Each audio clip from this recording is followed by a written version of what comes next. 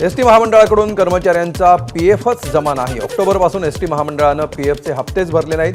हप्ते न भरल्यामुळे काढता येईना प्रॉव्हिडंट फंड। महामंडळाला मिळणारा निधी कर्मचाऱ्यांच्या पगारावर होतोय खर्च। उपमुख्यमंत्री एकनाथ शिंदे ही वैद्यकीय सहाय्यता कक्ष सुरू करणार। मंत्रालयामध्ये आता सरकारी निधीचे 2 वैद्यकीय सहाय्यता कक्ष राहणार। आरोग्य विभागाच्या योजनांचा पाठपुरावाही शिंदेंच्या सहाय्यता कक्षातून होणार। इंडिया गॉट लेटेंट प्रकरणी महाराष्ट्र सायबर पोलिसांनी आतापर्यंत 3 जणांचे जबाब नोंदवले। रघुराम देवेश दीक्षित आणि अन्य एकाचा जबाब महाराष्ट्र सायबर पोलिसांनी नोंदवला। नालासोपाऱ्यातील 41 अनधिकृत इमारतींवर कारवाई। डम्पिंग आणि मलनिस्सारणाच्या राखीव जागेवर 41 इमारती उभारल्या होत्या।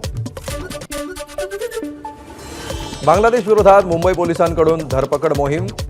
चालू वर्षामध्ये मुंबई पोलिसांनी अवैध राहणाऱ्या बांगलादेशींविरोधात 175 गुन्हे केले दाखल। भंडाऱ्यामध्ये 1 लाखाच्या गांजासह तरुणाला अटक। पालांदूर पोलिसांची कारवाई। वनाधिकाऱ्यांनी संशय आल्यामुळे तपासणी केली असता तरुणाजवळ आढळला गांजा। मध्य आणि कोकण रेल्वेद्वारे महाकुंभसाठी विशेष गाड्या। भाविकांना विना व्यत्यय आणि सुखकर प्रवास अनुभव मिळावा यासाठी रेल्वेकडून विशेष सेवा।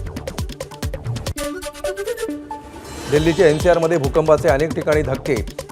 4 रिश्टर स्केलच्या भूकंपाच्या धक्क्याची नोंद। भूकंपाचे धक्के जाणवताच नागरिकांनी घरं सोडली।